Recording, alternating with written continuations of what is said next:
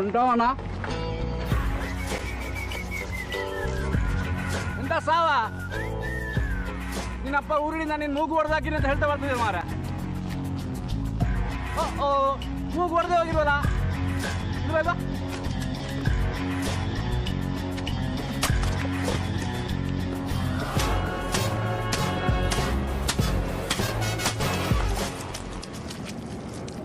ಈಗ ಸೂಪರಾಗಿ ಕಾಣ್ತಾ ಇದೆ.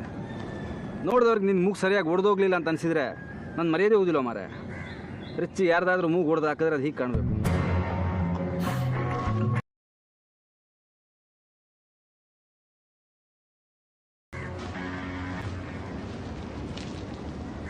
ಎಂತ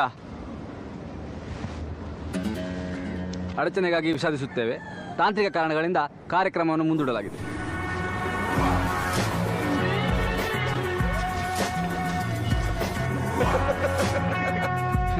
ನಗ್ತಾ ಇದ್ದೀರಾ? ಶೂಟ್ ಮಾಡಬೇಕಾ?